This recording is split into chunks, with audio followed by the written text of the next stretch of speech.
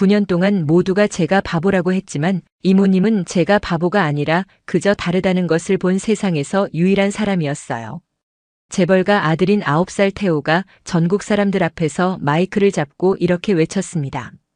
아빠의 기대와 온 세상의 시선이 태호에게 너는 실패작이야 라고 속삭일 때 딱 한 명의 가정부가 나타나 너는 천재야 라고 말해줍니다. 오늘의 사연 시작하겠습니다. 다 들어보신 후 괜찮으셨다면 잘 들었다라는 댓글 하나 정도 남겨주실 거죠? 그럼 시작하겠습니다. 서울 강남의 어느 최고급 저택, 그곳에는 대한민국에서 가장 큰 재벌가의 아들이 살고 있습니다. 이름은 강태호, 겨우 9살입니다. 저택의 응접실에는 지금 태호와 7번째 과외 선생님이 마주 앉아 있습니다. 선생님의 얼굴에는 당혹감이 가득합니다. 태호는 고개를 푹 숙인 채 연필만 만지작거리고 있습니다. 태호 군, 이 문제는 지난주에도 풀었잖아요. 3 더하기 5는 뭐죠? 선생님의 목소리가 점점 날카로워집니다. 태호는 입술을 깨물며 공책을 바라봅니다. 그의 눈에는 숫자가 춤을 추듯 흔들립니다. 3이 갑자기 8처럼 보이고 5는 S자처럼 뒤틀립니다. 태호는 머릿속으로 계속 숫자를 그림으로 바꿔봅니다. 사과 3개 그리고 사과 5개. 그림으로는 보이는데 숫자로는 도저히 답이 나오지 않습니다. 죄송해요. 태호의 작은 목소리가 방 안을 채웁니다. 선생님은 깊은 한숨을 내쉬며 교재를 덮습니다. 그리고 조심스럽게 말을 꺼냅니다. 회장님, 잠깐 말씀드려도 될까요? 문 밖에서 기다리던 강민준 회장이 들어옵니다. 40대 중반의 날카로운 인상, 완벽하게 다림질된 양복, 그리고 한치의 흐트러짐도 없는 자세. 그는 대한민국 경제를 좌우하는 강산그룹의 수장입니다. 무슨 문제입니까? 선생님은 잠시 망설이다가 입을 뗍니다.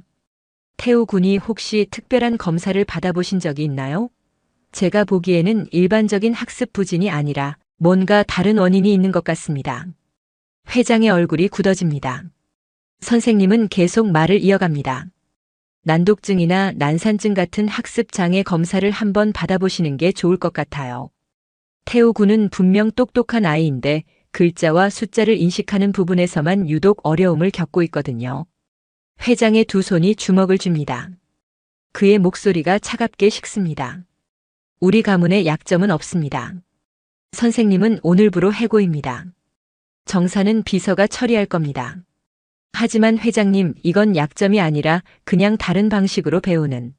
나가보십시오. 선생님은 더 이상 말을 잇지 못하고 가방을 챙겨 나갑니다. 방 안에는 아버지와 아들 단둘만 남습니다. 긴 침묵이 흐릅니다. 태호는 손톱을 뜯으며 아버지의 눈치를 살핍니다. 회장은 차가운 목소리로 말합니다. 태호야, 넌 강산그룹의 유일한 후계자다. 바보 같은 모습을 보이면 안 돼. 죄송해요. 죄송하다는 말만 하지 말고 결과를 보여줘. 다음 주까지 이번 달 진도를 모두 마스터해야 한다. 회장은 그 말을 남기고 방을 나갑니다.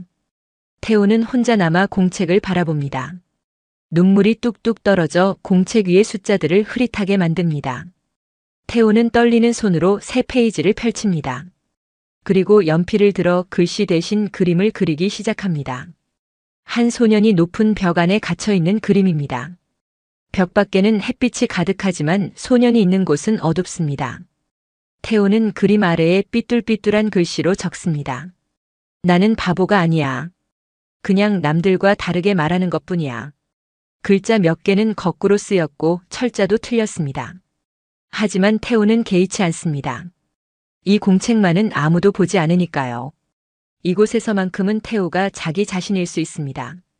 그는 공책을 꼭 안고 침대 및 비밀 상자에 숨깁니다. 다음 날 아침 저택에 새로운 가정부가 도착합니다. 30살의 송지수, 단정한 옷차림에 부드러운 인상을 가진 여자입니다. 윤 여사가 지수를 안내하며 저택 곳곳을 보여줍니다. 여기서는 규칙이 생명입니다. 주인 가족과 불필요한 대화는 금지, 특히 도련님께는 절대 말을 걸지 마세요. 청소와 식사 준비에만 집중하면 됩니다. 윤 여사의 목소리는 차갑고 단호합니다. 지수는 고개를 끄덕입니다. 그녀는 사실 가정부 일이 처음입니다. 시골 마을에서 아이들을 가르치던 초등학교 선생님이었죠. 하지만 어머니가 쓰러지셨고 병원비를 마련하려면 서울로 와야 했습니다. 선생님 월급으로는 어머니를 살릴 수 없었으니까요. 지수는 자신의 과거를 숨긴 채 이곳에서 일하기로 결심했습니다. 첫날 지수는 2층 복도를 청소하다가 한 방의 문이 살짝 열린 것을 발견합니다. 태호의 방입니다. 지수는 잠깐 망설이다가 안을 살짝 들여다봅니다. 태호는 책상 앞에 앉아 있지만 책을 보는 게 아닙니다. 그는 스케치북에 뭔가를 열심히 그리고 있습니다. 지수는 문을 조용히 닫고 청소를 계속합니다. 그날 오후 태호의 방을 청소하던 지수는 침대 밑에서 무언가를 발견합니다. 작은 상자입니다. 청소기를 밀다가 우연히 상자가 열렸고 안에서 공책이 나옵니다. 지수는 주변을 살피고 공책을 펼칩니다. 그 순간 지수의 눈이 커집니다. 공책 안에는 놀라운 그림들이 가득합니다. 정교한 인물 스케치, 풍경화, 그리고 추상적인 이미지들. 9살 아이가 그렸다고는 믿기지 않을 만큼 뛰어난 구도와 색감입니다. 지수는 천천히 페이지를 넘깁니다. 그리고 마지막 페이지에서 그 문장을 발견합니다. 나는 바보가 아니야. 그냥 남들과 다르게 말하는 것뿐이야. 지수의 가슴이 뜁니다. 그녀는 시골 학교에서 비슷한 아이를 본 적이 있습니다. 글자는 못 읽어도 그림으로는 모든 걸 이해하던 아이. 지수는 조심스럽게 공책을 제자리에 놓습니다. 그리고 마음속으로 다짐합니다. 이 아이를 도와야겠다고. 일주일이 흘렀습니다. 지수는 태호를 관찰하기 시작했습니다. 아침 식사 시간 태호는 식탁에 앉아 있지만 밥을 거의 먹지 않습니다. 회장이 신문을 읽으며 던지는 질문에 태호는 작은 목소리로만 대답합니다. 점심시간에는 새로운 과외 선생님이 와서 태호를 가르치지만 30분도 안 돼 선생님의 목소리가 높아집니다. 저녁에는 태호가 방에 혼자 있습니다. 책상 앞에 앉아 있지만 공부하는 게 아닙니다. 창밖을 바라보거나 몰래 그림을 그립니다. 지수는 태호가 혼자 있을 때 가장 편안해 보인다는 걸 알았습니다. 어느 날 오후 지수는 정원에서 빨래를 널다가 태호를 발견합니다. 태호는 장미 정원 구석에 쪼그리고 앉아 땅바닥에 나뭇가지로 뭔가를 그리고 있습니다. 지수는 조용히 다가갑니다. 태호가 그린 건 장미꽃이었습니다. 실제 장미보다 더 생생하고 아름다운 그림입니다. 와, 정말 예쁘다. 지수의 목소리에 태호가 깜짝 놀라 뒤를 돌아봅니다. 순간 태호의 얼굴이 창백해집니다. 들키면 안 되는 걸 들킨 표정입니다. 태호는 얼른 나뭇가지를 던지고 일어섭니다. 아니에요, 저는 그냥. 도망가지 마. 그림 정말 멋있어. 지수는 부드럽게 웃으며 태호 옆에 앉습니다. 태호는 어쩔 줄 몰라 하며 지수를 쳐다봅니다. 지수는 땅에 그려진 장미를 가리킵니다. 이모는 송지수예요. 태호군, 넌 그림 그리는 걸 좋아하는구나. 태호는 잠시 망설이다가 작게 고개를 끄덕입니다. 지수는 계속 말을 이어갑니다. 너 공부할 때 숫자랑 글자가 춤추는 것처럼 보이지? 태호의 눈이 커집니다. 어떻게 알았을까요? 지수는 미소를 지으며 말합니다. 이모도 예전에 너처럼 특별한 친구를 만난 적이 있어. 그 친구도 글자는 어려워했지만 그림으로는 뭐든지 다 이해했거든. 저요? 태호의 목소리가 떨립니다. 지수는 고개를 끄덕입니다. 응. 남들은 글자로 배우지만 넌 그림으로 배우는 특별한 눈을 가진 거야. 바보가 아니라 천재인 거지. 태호의 눈에 눈물이 맺힙니다. 9회 동안 처음 듣는 말입니다. 지수는 태호의 어깨에 손을 얹습니다. 태호야, 이모가 너를 도와줄까? 아무도 모르게 우리끼리만. 태호는 망설입니다. 만약 아버지가 알면 어떻게 될까요? 만약 또 실패하면 어떻게 될까요? 하지만 지수의 따뜻한 눈빛을 보니 용기가 생깁니다. 정말 저를 도와주실 거예요? 물론이지. 하지만 비밀이야. 윤 여사님이나 아버지한테 들키면 안 돼. 약속할 수 있어? 태호는 힘차게 고개를 끄덕입니다. 그날 밤부터 비밀 과외가 시작됩니다. 밤 10시 모두가 잠든 시간입니다. 지수는 조용히 태호의 방문을 두드립니다. 태호가 문을 열고 지수를 맞이합니다. 두 사람은 책상에 나란히 앉습니다. 오늘은 내가 가장 어려워하는 걸 해볼 거야. 덧셈이랑 뺄셈. 태호의 얼굴이 어두워집니다. 하지만 지수는 공책 대신 색종이를 꺼냅니다. 빨간색, 노란색, 파란색 색종이가 책상 위에 펼쳐집니다. 숫자는 잊어버려. 우리는 그림으로 할 거야. 지수는 빨간 색종이를 3개 놓습니다. 여기 빨간 사과가 3개 있어. 그리고 여기 노란 사과가 5개 더 있지. 노란 색종이 5개가 추가됩니다. 태호는 색종이를 빤히 쳐다봅니다. 이제 전부 세어볼까? 하나, 둘, 셋. 지수와 태호가 함께 색종이를 셉니다. 태호의 입에서 답이 나옵니다. 8개요. 맞아. 3 더하기 5는 8이야. 자, 이제 내가 직접 그려볼까? 지수는 종이와 크레파스를 태호에게 줍니다. 태호는 빨간 사과 3개와 노란 사과 5개를 그립니다. 그림 속 사과들은 마치 살아있는 것처럼 생생합니다. 태호는 사과를 하나하나 세며 답을 적습니다. 8이라는 숫자가 공책에 또박또박 써집니다. 잘했어. 지수가 박수를 칩니다. 태호의 얼굴에 처음으로 환한 웃음이 번집니다. 그날 밤 태호는 10문제를 풀었습니다. 모두 그림으로 바꿔서 풀었죠. 지수는 하나하나 칭찬해 줍니다. 태호는 처음으로 공부가 재미있다고 느낍니다. 이모, 다음에는 뭘 배워요? 곱셈이랑 나눗셈. 그리고 한글도 그림으로 배울 거야. 한글도요? 응. 한글은 원래 그림이었거든. 기억은 총 모양, 니은은 땅 모양. 이렇게 하나하나 그림으로 기억하면 돼. 태호의 눈이 반짝입니다. 세상이 달라 보이기 시작합니다. 숫자도 글자도 이제 무섭지 않습니다. 그림으로 보면 모든 게 이해됩니다. 다음 날 아침 태호는 식탁에 앉아 시리얼을 먹습니다. 회장이 신문을 내려놓고 태호를 봅니다. 오늘 과외 선생님이 또 바뀐다. 이번에는 서울대 수학과 출신이야. 제대로 따라오려무나. 네, 아빠. 태호는 대답하지만 이제 두렵지 않습니다. 지수 이모가 있으니까요. 태호는 몰래 부엌 쪽을 쳐다봅니다. 지수가 설거지를 하다가 태호를 보고 윙크를 합니다. 태호도 작게 웃습니다. 하지만 누군가 이 모든 걸 지켜보고 있었습니다. 복도 끝에서 윤 여사가 날카로운 눈으로 태호와 지수를 번갈아 봅니다. 윤 여사의 입가에 차가운 미소가 번집니다. 뭔가 수상한 일이 벌어지고 있다는 걸 직감한 것이죠.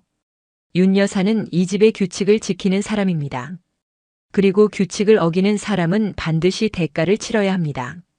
비밀 과외가 시작된 지 2주가 지났고 태호의 세상은 완전히 달라지기 시작했습니다. 지수는 밤마다 태호의 방을 찾아가 그림으로 모든 것을 가르쳤는데 숫자는 과일이나 동물로, 글자는 그림 기호로 바꿔서 태호의 머릿속에 새겨 넣었죠.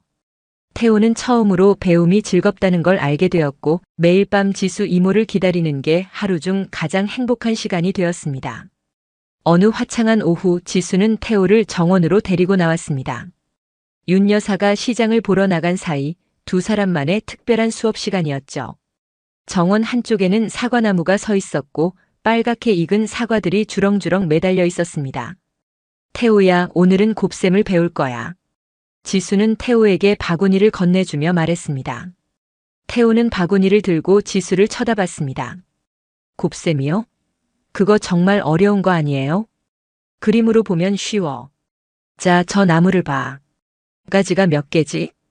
태호는 사과나무를 올려다봤는데 큰 가지가 4개 뻗어 있었고 각 가지마다 사과가 주렁주렁 달려 있었습니다.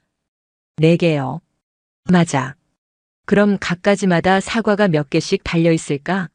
한번 세어볼까? 태호와 지수는 함께 사과를 세기 시작했습니다. 첫 번째 가지에는 사과가 5개, 두 번째 가지에도 5개, 세 번째와 네 번째 가지에도 각각 5개씩 달려 있었습니다. 태호는 손가락으로 하나하나 가리키며 열심히 세었죠. 전부 5개씩이에요. 그렇지? 그럼 이제 전체는 몇 개일까? 가지가 4개고 각 가지마다 5개씩. 이게 바로 4 곱하기 5야. 지수는 땅바닥에 나뭇가지로 그림을 그리기 시작했습니다. 4개의 가지를 그리고 각 가지에 동그라미 5개씩을 그려 넣었습니다. 태호는 지수의 그림을 빤히 쳐다보다가 갑자기 무릎을 쳤습니다. 아, 알겠어요. 5개씩 4번이니까 20개예요. 정답. 4 곱하기 5는 20이야. 더하기를 4번 하는 거랑 똑같지. 5 더하기 5 더하기 5 더하기 5. 태호의 얼굴이 환해졌습니다. 곱셈이 이렇게 쉬운 거였다니 왜 아무도 이렇게 가르쳐주지 않았을까요? 지수는 태호에게 스케치북을 건네주며 말했습니다. 자, 이제 내가 다른 곱셈 문제를 그림으로 그려봐. 3 곱하기 6은 어떻게 그릴 수 있을까? 태호는 스케치북을 펼치고 크레파스를 들었습니다. 그리고 나무 3그루를 그린 뒤 각 나무마다 새 6마리씩을 그려 넣었습니다. 나무에 앉은 새들은 알록달록하고 귀여웠죠. 태호는 새를 하나하나 세며 답을 적었습니다. 18마리요. 완벽해. 태호야, 넌 정말 똑똑한 아이야. 지수의 칭찬에 태호는 수줍게 웃었습니다. 두 사람은 정원에서 1시간을 더 보내며 여러 가지 곱셈 문제를 그림으로 풀었고 태호는 하나도 틀리지 않았습니다. 다음 날 지수는 태호에게 역사를 가르치기로 했습니다. 하지만 교과서를 펼치는 대신 지수는 태호를 다시 정원으로 데리고 나왔고 오래된 옷까지 몇 벌을 가져왔습니다. 오늘은 조선시대를 배울 거야. 세종대왕이 한글을 만든 이야기. 세종대왕이요? 그분 이름은 들어봤어요. 그래. 그럼 오늘은 내가 세종대왕이 되는 거야. 이모는 신하가 될게. 지수는 태호에게 낡은 한복 저고리를 입혀주고 자신은 검은색 두루마기를 걸쳤습니다. 태호는 갑자기 왕이 된 기분에 신이 났고 지수는 태호 앞에 무릎을 꿇으며 말했습니다. 전하, 백성들이 글을 몰라 너무 힘들어하옵니다. 한자는 너무 어려워서 양반들만 배울 수 있사옵니다. 지수의 연기에 태호도 진지해졌습니다. 태호는 작은 목소리로 대답했습니다. 그럼 어떻게 해야 하지? 전하께서 새로운 글자를 만들어 주시옵소서. 쉬운 글자를요. 태호는 잠시 생각하다가 말했습니다. 그래, 내가 만들어 보겠다. 백성들도 쓸 수 있는 쉬운 글자를. 지수는 박수를 치며 일어났고 이번에는 평소 말투로 돌아와서 설명을 이어갔습니다. 바로 이렇게 세종대왕님이 한글을 만드신 거야. 백성을 사랑하는 마음 때문에. 그래서 한글은 세상에서 가장 쉽고 과학적인 글자가 되었어. 태호는 고개를 끄덕이며 귀를 기울였는데 지수의 설명은 교과서와 달리 마치 이야기를 듣는 것처럼 재미있었습니다. 지수는 땅바닥에 한글 자음을 그리며 계속 이야기를 풀어갔습니다. 기역은 혀가 목구멍을 막는 모양, 니은은 혀가 윗니에 닿는 모양이야. 세종대왕님은 사람이 소리내는 모양을 보고 글자를 만드신 거지. 태호는 신기한 듯 자신의 입을 만지작거리며 소리를 내봤습니다. 정말로 기역을 발음할 때와 니은을 발음할 때 혀의 위치가 달랐습니다. 태호는 감탄하며 말했습니다. 와, 정말 신기해요. 그날 오후 태호와 지수는 정원에서 여러 역사적 사건들을 역할극으로 재현했고 태호는 처음으로 역사가 재미있다는 걸 알게 되었습니다. 이순신 장군이 되어 거북선을 만들고 왕건이 되어 고려를 세우고 단군이 되어 고조선을 건국하는 상상 속 여행은 태호에게 살아있는 역사 수업이 되었죠. 하지만 문제는 공식 과외 시간이었습니다. 낮에 오는 과외 선생님들은 여전히 교과서와 문제집만 펼쳐놓고 태호를 다그쳤고 태호는 그 시간만 되면 다시 숫자와 글자가 춤을 추는 것처럼 보였습니다. 선생님들은 태호가 전혀 발전하지 않는다고 회장에게 보고했고 회장의 얼굴은 날이 갈수록 굳어만 갔습니다. 어느 날 저녁 회장은 태호를 서재로 불렀습니다. 책장 가득 꽂힌 책들 사이에서 회장은 차갑게 서 있었고 태호는 작아진 몸으로 아버지 앞에 섰습니다. 태호야, 이번 달 성적표를 봤다. 여전히 꼴찌구나. 죄송해요, 아빠. 죄송하다는 말은 이제 지겹다. 넌 도대체 뭘 하고 있는 거니? 회장의 목소리가 높아졌습니다.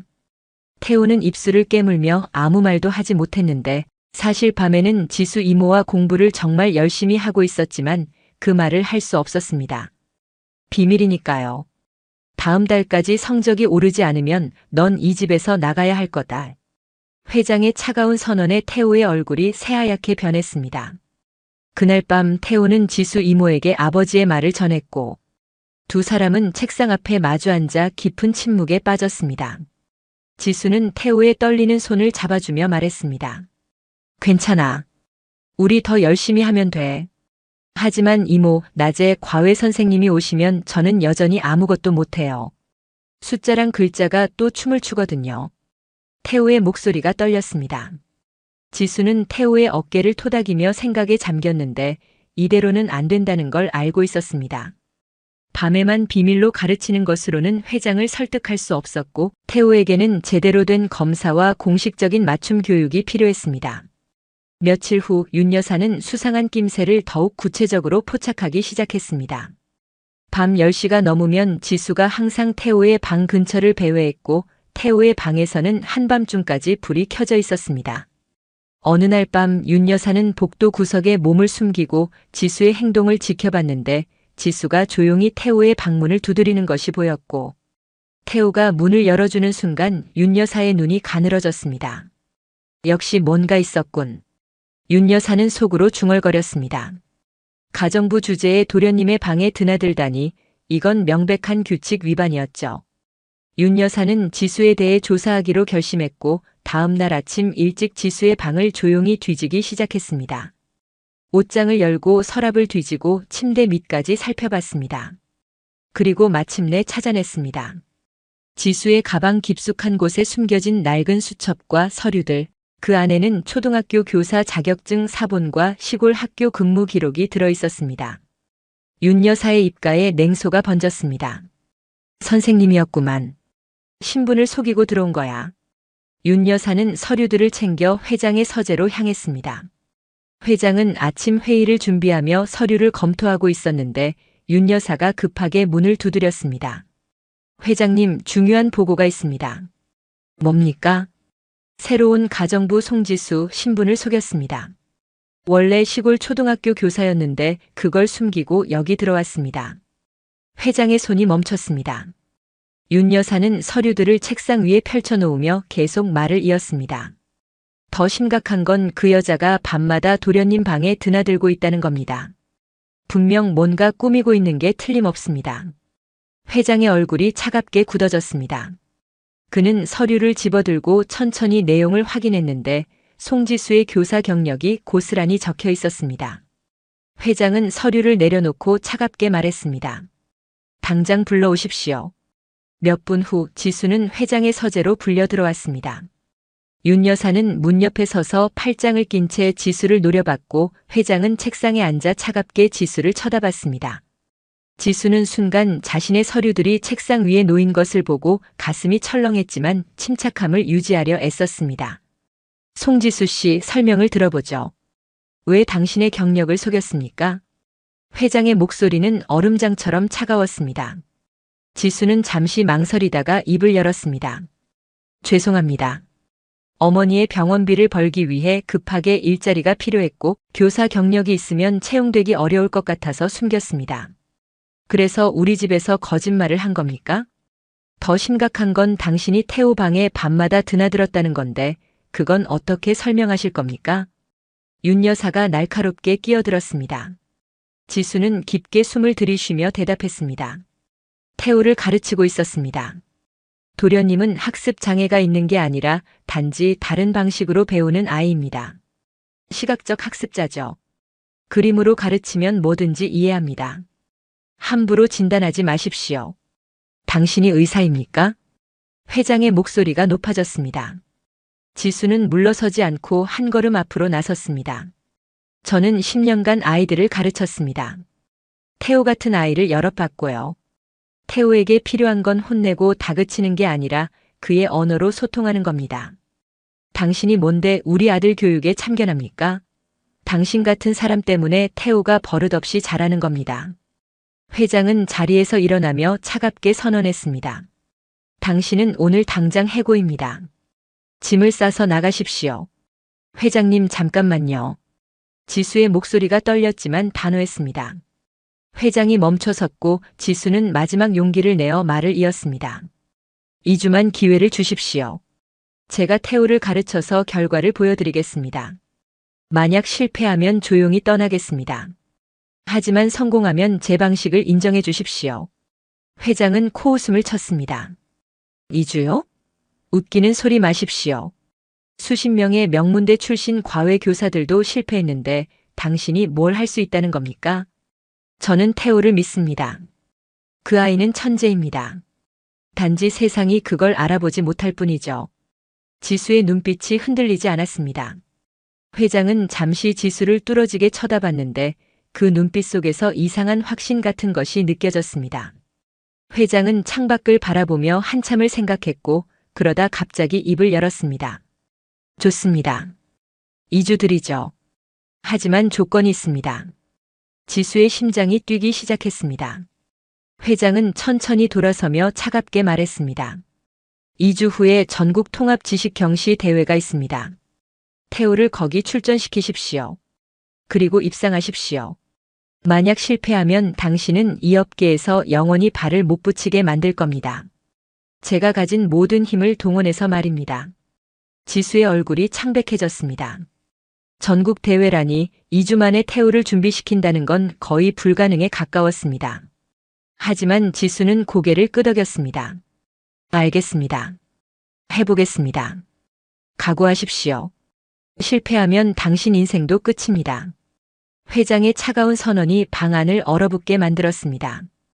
지수는 서재에서 나와 복도를 걸었지만 다리가 후들거렸습니다. 단 2주 만에 태호를 전국 대회에 내보내야 한다는 현실이 믿기지 않았죠. 지수는 자신의 방으로 돌아와 침대에 주저앉았고 손이 떨렸습니다.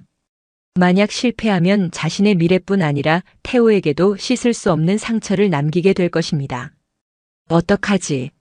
지수는 고개를 감싸쥐었습니다. 하지만 포기할 수는 없었습니다. 태호는 할 수 있는 아이였고 지수는 그걸 알고 있었으니까요. 지수는 깊게 숨을 들이쉬고 책상으로 갔습니다. 그리고 공책을 펼치고 펜을 들어 계획을 세우기 시작했습니다. 전국 통합 지식 경시 대회는 초등학교 전 학년을 대상으로 하는 대회였고 수학과 국어, 사회, 과학 전 과목을 다루는 어려운 시험이었습니다. 지수는 과거 기출 문제들을 떠올리며 태호가 특히 어려워할 부분들을 적어 나갔는데 문제는 시간이 너무 부족하다는 것이었습니다. 하지만 지수에게는 한 가지 확신이 있었습니다. 태호는 그림으로 보면 뭐든지 기억한다는 것, 그리고 한번 이해하면 절대 잊지 않는다는 것이었죠. 다음 날부터 지수와 태호의 특훈이 시작되었습니다. 회장은 지수에게 2주 동안 태호를 전적으로 맡겼고 다른 과외 선생님들은 모두 보내버렸습니다. 태호는 처음에 전국대회 이야기를 듣고 겁을 먹었지만 지수가 손을 꼭 잡아주며 말했습니다. 태호야, 우리는 할 수 있어. 내가 가진 특별한 능력을 세상에 보여주는 거야. 하지만 이모, 저는 아직도 글자가 뒤집혀 보여요. 태호의 목소리가 떨렸습니다. 지수는 태호의 눈을 똑바로 쳐다보며 말했습니다. 괜찮아. 우리는 글자로 싸우지 않을 거야. 그림으로 싸울 거거든. 지수는 태호를 책상 앞에 앉히고 커다란 스케치북을 펼쳤습니다. 그리고 앞으로 2주 동안 배울 모든 내용을 그림으로 정리하기 시작했는데 수학 공식은 그림 도표로, 역사는 타임라인 그림으로, 과학은 실험 그림으로 바꿔나갔습니다. 태호야, 우리는 새로운 언어를 만들 거야. 내 머릿속에만 존재하는 특별한 언어. 지수는 매일 아침 6시에 태호를 깨웠고 두 사람은 아침 식사 전까지 2시간을 공부했습니다. 아침에는 수학을 했는데 덧셈과 뺄셈은 물론이고 곱셈과 나눗셈, 심지어 분수까지 모두 그림으로 바꿨습니다. 태호는 피자를 8조각으로 나눈 그림을, 그리고 그중 3조각을 먹으면 8분의 3이 남는다는 걸 배웠습니다. 오전 10시부터 12시까지는 국어 시간이었습니다. 지수는 태호에게 짧은 동화를 읽어주고 태호는 그 내용을 그림으로 그렸습니다. 그리고 그림을 보며 이야기를 다시 말하는 연습을 했죠. 처음에는 더듬거렸지만 며칠 지나자 태호는 그림만 보고도 완벽하게 이야기를 재구성할 수 있게 되었습니다. 점심 식사 후 오후 시간에는 사회와 과학을 공부했습니다. 지수는 태호를 데리고 정원으로 나가 식물을 관찰하고 그림으로 식물의 구조를 그렸습니다. 뿌리와 줄기, 잎과 꽃, 각각의 역할을 그림으로 표현하며 배웠죠. 태호는 실제로 꽃잎을 뜯어 현미경으로 관찰하고 그걸 스케치북에 옮겼습니다. 이모, 꽃잎에 이렇게 작은 세포들이 있는 줄 몰랐어요. 태호의 눈이 반짝였습니다. 지수는 미소를 지으며 고개를 끄덕였습니다. 그래, 세상은 내가 보는 것보다 훨씬 더 아름답고 복잡해. 그리고 넌 그걸 볼 수 있는 특별한 눈을 가졌어. 저녁 식사 후에는 가장 중요한 훈련이 시작되었습니다. 바로 시험을 치르는 연습이었죠. 지수는 실제 시험지를 만들어 태호에게 주었는데 태호는 문제를 읽는 대신 문제를 그림으로 바꾸는 연습을 했습니다. 예를 들어 수학 문제가 나오면 태호는 문제에 나온 숫자들을 사물로 바꿔 그렸고 그 그림을 보며 답을 찾아냈습니다. 하지만 가장 큰 문제는 시간이었습니다. 실제 시험에서는 제한 시간 안에 문제를 풀어야 했는데 태호가 모든 문제를 그림으로 바꾸려면 시간이 너무 오래 걸렸습니다. 지수는 고민 끝에 새로운 방법을 생각해냈습니다. 태호야, 이제부터는 종이에 그리지 말고 머릿속으로 그려보는 거야. 머릿속으로요? 응. 내 머릿속에는 커다란 캔버스가 있다고 상상해봐. 그 캔버스에 문제를 그리는 거야. 눈을 감고 해볼까? 태호는 눈을 감았습니다. 지수가 문제를 천천히 읽어주었습니다. 철수는 사과 12개를 가지고 있고 동생에게 5개를 줬어. 남은 사과는 몇 개일까? 태호는 눈을 감은 채 머릿속으로 사과 12개를 그렸습니다. 빨갛고 탐스러운 사과들이 머릿속 캔버스에 주르륵 나타났고 그중 5개가 사라지는 모습을 상상했습니다. 태호는 남은 사과를 세며 대답했습니다. 7개요. 정답. 잘했어. 지수가 박수를 쳤습니다. 이 방법은 놀라울 정도로 효과적이었습니다. 태호는 종이에 그릴 필요 없이 머릿속으로 모든 걸 시각화할 수 있었고 시간도 훨씬 단축되었죠. 지수는 매일 밤 태호에게 이 멘탈 캔버스 기법을 훈련시켰고 태호는 점점 더 빠르고 정확하게 문제를 풀기 시작했습니다. 일주일이 지났습니다. 태호는 눈에 띄게 달라져 있었습니다. 자신감이 생겼고 문제를 풀 때 더 이상 움츠러들지 않았습니다. 하지만 지수는 여전히 불안했습니다. 과연 실전에서 태호가 긴장하지 않고 자신의 능력을 발휘할 수 있을까요? 어느 날 밤 지수는 태호에게 가장 중요한 것을 가르치기로 했습니다. 바로 용기였습니다. 태호야, 이모가 물어볼게. 넌 왜 공부를 해? 태호는 잠시 생각하다가 대답했습니다. 아빠를 실망시키지 않으려고요. 지수는 고개를 저었습니다. 아니야. 그건 내 이유가 아니야. 넌 너를 위해서 공부해야 해. 저를 위해서요? 응. 넌 바보가 아니라는 걸 내가 먼저 믿어야 해. 아빠나 다른 사람들이 믿기 전에 내가 먼저 너 자신을 믿어야 한다고. 태호의 눈에 눈물이 맺혔습니다. 지수는 태호를 꼭 안아주며 말했습니다. 넌 충분히 대단한 아이야. 내가 가진 능력은 다른 누구도 가지지 못한 특별한 거야. 그걸 자랑스러워해도 돼. 태호는 지수의 품에 안긴 채 처음으로 크게 울었습니다. 대회까지 이제 일주일밖에 남지 않았고 지수는 태호에게 지식을 가르치는 것보다 더 중요한 것을 훈련시키기로 결심했습니다. 바로 불안을 이겨내는 방법이었죠. 아무리 실력이 뛰어나도 실전에서 긴장하면 아무 소용이 없었고 특히 태호처럼 예민한 아이는 주변의 시선과 압박감에 쉽게 흔들릴 수 있었습니다. 어느 아침 지수는 태호를 정원의 커다란 나무 아래로 데려갔습니다. 아침 햇살이 나뭇잎 사이로 쏟아져 들어왔고 새들의 지저귐 소리가 평화롭게 들렸습니다. 지수는 태호를 나무 아래 앉히고 자신도 옆에 앉았습니다. 태호야, 오늘은 특별한 걸 배울 거야. 호흡법이라고 들어봤어? 호흡이요? 숨 쉬는 거 말이에요. 태호가 고개를 갸우뚱했습니다. 지수는 고개를 끄덕이며 설명을 이어갔습니다. 맞아. 우리는 숨을 쉬지 않으면 살 수 없지. 그런데 숨을 어떻게 쉬느냐에 따라서 우리 마음이 달라져. 긴장했을 때 천천히 깊게 숨을 쉬면 마음이 진정되거든. 지수는 태호에게 손을 배 위에 올리게 했습니다. 그리고 천천히 시범을 보였는데 코로 깊게 숨을 들이마시고 입으로 천천히 내쉬는 동작을 반복했습니다. 태호는 지수를 따라 하기 시작했는데 처음에는 어색했지만 몇 번 반복하자 점점 익숙해졌습니다. 이제 눈을 감고 해봐. 숨을 들이마실 때는 좋은 기운이 들어온다고 상상하고 내쉴 때는 나쁜 생각들이 다 나간다고 상상하는 거야. 태호는 눈을 감고 지수의 말대로 따라했습니다. 숨을 천천히 들이마시자 가슴이 시원해지는 것 같았고 내쉴 때마다 마음속 걱정들이 조금씩 사라지는 느낌이 들었습니다. 태호는 5분 동안 호흡에만 집중했고 눈을 떴을 때는 한결 편안한 표정이었습니다. 어때? 마음이 좀 가라앉았지? 네, 신기해요. 진짜 긴장이 풀려요. 지수는 만족스럽게 웃으며 태호의 머리를 쓰다듬었습니다. 이제부터 태호는 매일 아침 호흡 훈련을 했고 시험 문제를 풀기 전에도 항상 깊게 숨을 쉬는 습관을 들였습니다. 놀랍게도 이 작은 습관이 태호의 집중력을 크게 향상시켰죠. 며칠 후 지수는 태호에게 실전과 똑같은 환경에서 모의고사를 치르게 했습니다. 응접실에 책상과 의자를 놓고 벽에는 시계를 걸었습니다. 지수는 감독관처럼 엄숙한 표정으로 서서 말했습니다. 지금부터 60분 동안 시험을 치를 거야. 중간에 일어나면 안 되고 질문도 할 수 없어. 실제 시험장이라고 생각하고 최선을 다해봐. 태호는 긴장한 표정으로 고개를 끄덕였습니다. 지수가 시험지를 건네주고 타이머를 눌렀고 태호는 연필을 들어 문제를 풀기 시작했습니다. 하지만 10분쯤 지나자 태호의 손이 떨리기 시작했고 이마에는 땀이 맺혔습니다.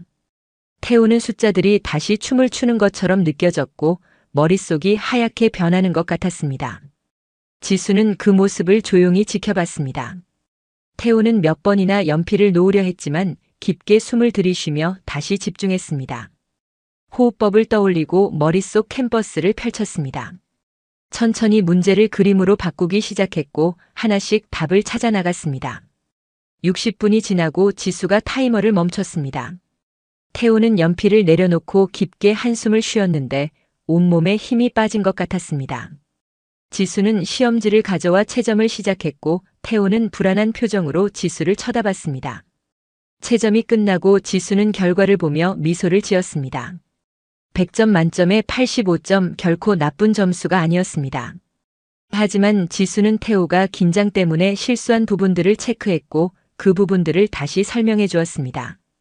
태호야, 잘했어. 85점이면 대단한 거야. 하지만 여기 이 문제들 내가 틀린 게 아니라 긴장해서 실수한 거지. 태호는 고개를 끄덕였습니다. 지수는 태호의 어깨를 다독이며 말했습니다. 괜찮아. 실수는 누구나 해. 중요한 건 실수를 줄이는 거야. 앞으로 며칠 동안 우리는 긴장을 이겨내는 연습을 더 할 거야. 그날부터 지수는 매일 다른 환경에서 태호를 시험 봤습니다. 어떤 날은 윤 여사가 지나다니는 복도에서, 어떤 날은 회장이 일하는 서재 근처에서 시험을 쳤습니다. 처음에는 태호가 주변 소음과 시선 때문에 집중하지 못했지만 점점 익숙해지면서 어떤 환경에서도 자신의 실력을 발휘할 수 있게 되었습니다. 대회를 사흘 앞둔 날 지수는 태호와 마지막 점검을 했습니다. 두 사람은 태호의 방에 앉아 그동안 만든 모든 그림 자료들을 펼쳐놓았는데 수학 공식 그림, 역사 타임라인, 과학 실험 그림들이 방 가득 널려 있었습니다. 태호는 하나하나 그림을 보며 내용을 되짚었고 놀랍게도 모든 내용을 정확하게 기억하고 있었습니다. 이모, 저 이제 자신감이 생겼어요. 태호가 환하게 웃으며 말했습니다. 지수는 태호를 꼭 안아주며 말했습니다. 그래, 넌 할 수 있어. 내가 가진 능력을 믿어. 그날 밤 지수는 태호에게 작은 팔찌를 선물했습니다. 파란색 실로 엮은 소박한 팔찌였지만 지수가 직접 만든 것이었습니다. 이건 행운의 팔찌야. 시험 볼 때 이걸 차고 있으면 이모가 옆에서 응원하고 있다는 걸 기억할 수 있을 거야. 태호는 팔찌를 받아 손목에 찼습니다.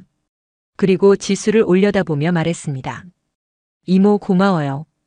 이모가 아니었으면 저는 아직도 바보라고 생각하고 있었을 거예요. 넌 바보가 아니야. 절대로. 그리고 대회가 끝나고 나면 모두가 그걸 알게 될 거야. 지수의 목소리가 떨렸습니다. 사실 지수도 불안했습니다. 만약 태호가 실패하면 자신의 인생도 끝나는 것이었고 더 중요한 건 태호가 또다시 상처받을 수 있다는 것이었습니다. 하지만 지수는 그 불안을 태호에게 보이지 않으려 애썼고 늘 밝은 표정으로 태호를 대했습니다. 대회 전날 밤 태호는 잠을 이루지 못하고 뒤척였습니다. 내일이면 전국에서 온 똑똑한 아이들과 경쟁해야 한다는 생각에 가슴이 두근거렸습니다. 태호는 침대에서 일어나 창문으로 다가갔고 밤하늘의 별들을 바라봤습니다. 그리고 작은 목소리로 중얼거렸습니다. 나는 할 수 있어. 나는 바보가 아니야. 드디어 대회 당일이 밝았습니다.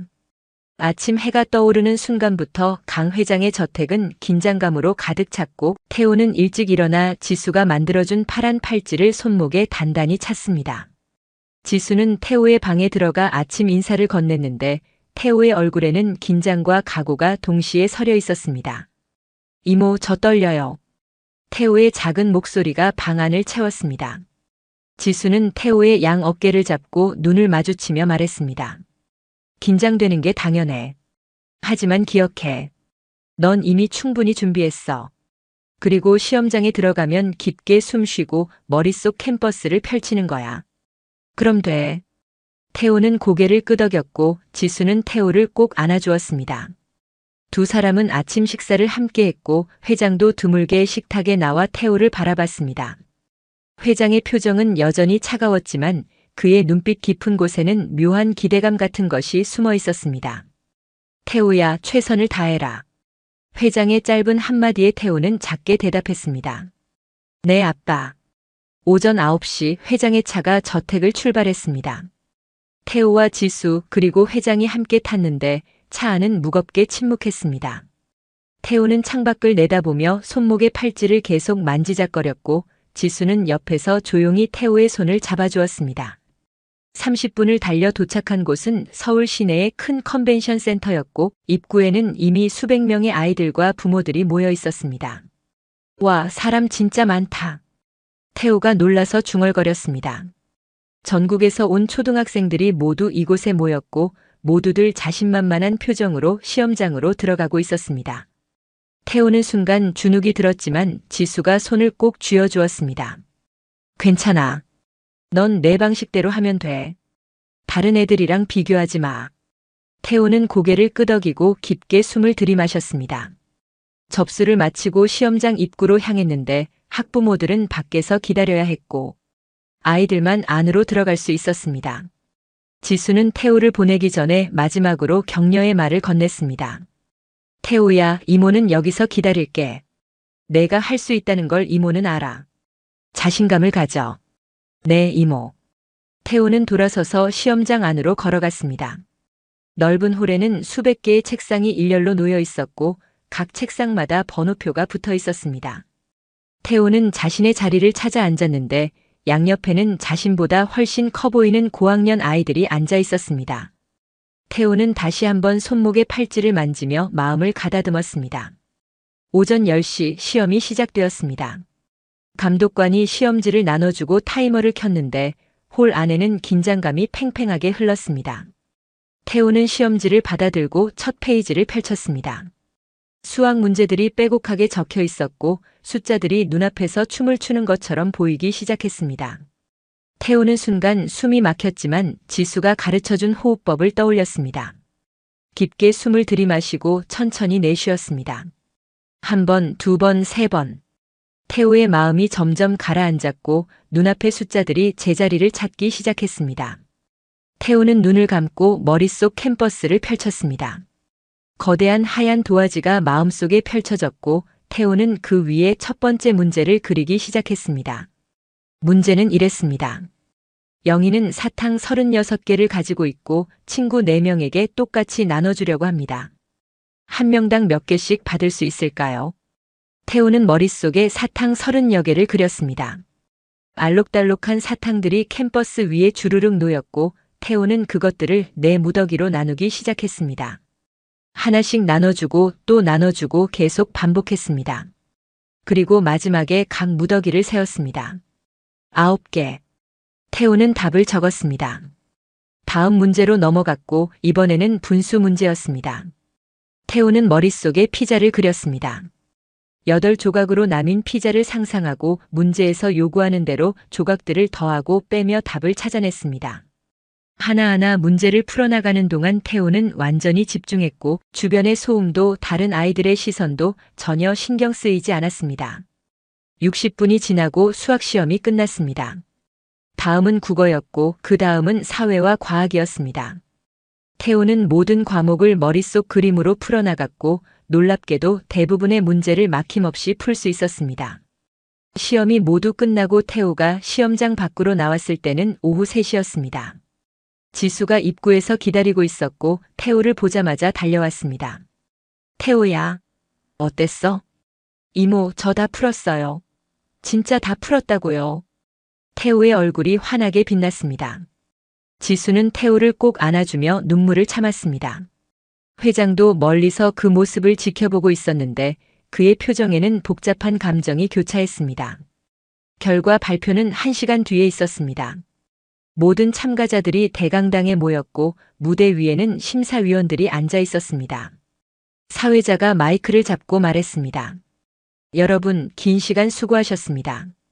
이제 상위 10명의 입상자를 발표하겠습니다. 홀 안이 조용해졌습니다. 사회자는 10등부터 발표하기 시작했고 한 명씩 이름이 불릴 때마다 환호성이 터져 나왔습니다. 9등, 8등, 7등이 발표되었지만 태호의 이름은 없었습니다. 지수는 손을 꼭 쥐며 긴장했고 태호도 숨을 죽이며 기다렸습니다. 6등, 서울 대청초등학교 박지민 학생. 5등, 부산 해운초등학교 김민재 학생. 여전히 태호의 이름은 없었습니다. 지수의 심장이 쿵쾅거렸고 회장도 팔짱을 낀 채 무대를 뚫어지게 쳐다봤습니다. 4등, 대구 수성초등학교 이서연 학생. 3등, 강남 삼성초등학교 최준호 학생. 이제 2등과 1등만 남았습니다. 사회자가 잠시 숨을 고르고 천천히 입을 열었습니다. 그리고 2등, 강남 은빛초등학교. 지수는 눈을 질끈 감았습니다. 제발, 제발. 강태호 학생. 순간 홀 안이 조용해졌다가 이내 박수가 터져 나왔습니다. 태호는 믿을 수 없다는 표정으로 자리에서 일어났고 지수는 소리를 지르며 뛰어올랐습니다. 회장도 놀란 표정으로 무대를 쳐다봤습니다. 태호는 떨리는 발걸음으로 무대 위로 올라갔고 상장과 메달을 받았습니다. 수백 명의 사람들이 박수를 보냈고 태호의 눈에는 눈물이 가득 고였습니다. 하지만 바로 그때였습니다. 태호가 무대 위에서 상장을 받고 환하게 웃는 순간 홀 뒤쪽에서 한 사람이 급하게 일어섰습니다. 바로 윤 여사였습니다. 윤 여사는 대회 내내 태호를 지켜보며 의심을 품고 있었는데 꼴찌만 하던 아이가 갑자기 전국 2등을 한다는 게 너무나 의심스러웠습니다. 윤 여사는 주최 측 관계자에게 다가가 뭔가를 속삭였고 관계자의 얼굴이 굳어지며 다른 관계자들을 불러 모았습니다. 무대 위에서 태호가 메달을 목에 걸고 막 내려오려는 순간 한 남자가 무대로 올라와 마이크를 잡았습니다. 대회 주최 측의 책임자였는데 그는 심각한 표정으로 입을 열었습니다. 잠깐만요. 방금 부정행위 제보가 들어왔습니다. 강태호 학생의 성적에 대해 확인이 필요합니다.